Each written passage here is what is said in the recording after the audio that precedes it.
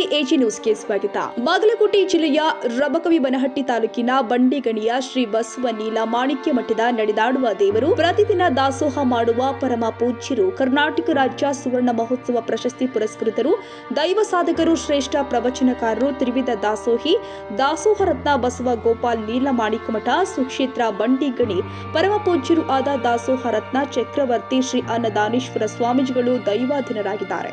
ಶ್ರೀ ಬಸವ ಗೋಪಾಲ ನೀಲ ಮಾಣಿಕ್ಯ ಮಠದ ಪೂಜ್ಯರು ಅನಾರೋಗ್ಯ ಹಿನ್ನೆಲೆ ಬೆಳಗಾವಿಯ ಕೆಎಲ್ಇ ಆಸ್ಪತ್ರೆಯಲ್ಲಿ ಚಿಕಿತ್ಸೆ ಪಡೆದುಕೊಳ್ತಾ ಇದ್ರು. ಚಿಕಿತ್ಸೆ ಫಲಕಾರಿಯಾಗದೆ ನಿಧನ ಹೊಂದಿದ್ದಾರೆ ಎಂದು ತಿಳಿದು ಬಂದಿದೆ. ಉತ್ತರ ಕರ್ನಾಟಕದಲ್ಲಿ ಸಾಕಷ್ಟು ಅಪಾರ ಭಕ್ತರನ್ನ ಹೊಂದಿದ ಶ್ರೀ ಕ್ಷೇತ್ರ ಬಂಡಗಿಣಿ ಮಠ ಶ್ರೀ ಬಸವ ಗೋಪಾಲ ನೀಲ ಮಾಣಿಕ್ಯ ಮಠದ ಪೂಜ್ಯರು ನಿಧನ ಹೊಂದಿದ ಸುದ್ದಿಯನ್ನ ಕೇಳಿ ಅಪಾರ ಭಕ್ತರು ದುಃಖವನ್ನ ವ್ಯಕ್ತಪಡಿಸಿದ್ದಾರೆ. ದೇವರು ಅವರ ಆತ್ಮಕ್ಕೆ ಸದ್ಗತಿ ದೊರೆಯಲಿ ಎಂದು ಭಕ್ತಿ ಪೂರ್ವಕವಾಗಿ ಅಪಾರ ಭಕ್ತರು ಪ್ರಾರ್ಥನೆ ಮಾಡಿದ್ದಾರೆ. ಭಕ್ತರ ಗಮನಕ್ಕೆ, ಸಾರ್ವಜನಿಕ ದರ್ಶನ ದಿನಾಂಕ 6/12/2025 ಸಮಯ ಬೆಳಿಗ್ಗೆ 6 ಗಂಟೆಯಿಂದ, ಸ್ಥಳ ಬಂಡಿಗಣಿ ಮಠ.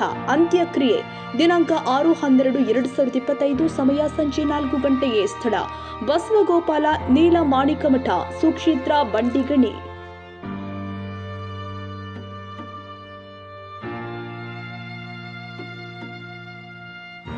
ಕನ್ನಡಿಗರ ಮೆಚ್ಚಿನ ನಿಮ್ಮ ಎಜೆ 24/7 ನ್ಯೂಸ್ ಕನ್ನಡ ವಾಹಿನಿ ಇದೀಗ ಟಿವಿಯಲ್ಲಿ ಲಭ್ಯ.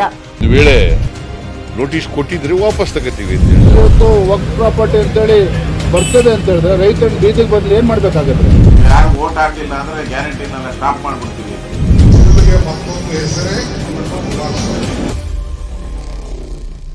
ಕರ್ನಾಟಕ ಮತ್ತು ದೇಶ ವಿದೇಶ 360 ಡಿಗ್ರಿ ಸುದ್ದಿ ಹಾಗೂ ಉತ್ತರ ಕರ್ನಾಟಕ, ಬೆಳಗಾವಿ, ಬಾಗಲಕೋಟೆ, ಧಾರವಾಡ, ಹಾವೇರಿ, ಗದಗ, ಬಿಜಾಪುರ ಜಿಲ್ಲೆಯ ಕ್ಷಣ ಕ್ಷಣದ ವಿವರವನ್ನ ಪಡೆಯುವುದಕ್ಕೆ ಎಜೆ 24/7 ನ್ಯೂಸ್ ಕನ್ನಡ ವಾಹಿನಿಯನ್ನ ಲೈಕ್ ಮಾಡಿ, ವಿಡಿಯೋಗಳನ್ನ ಶೇರ್ ಮಾಡಿ, ಕಮೆಂಟ್ ಮಾಡುವ ಮೂಲಕ ನಮ್ಮ ವಾಹಿನಿಗೆ ಸಹಕಾರ ನೀಡಿ ಮತ್ತು ಚಾನೆಲ್ ಅನ್ನ ಸಬ್ಸ್ಕ್ರೈಬ್ ಮಾಡಿ. ಧನ್ಯವಾದಗಳು.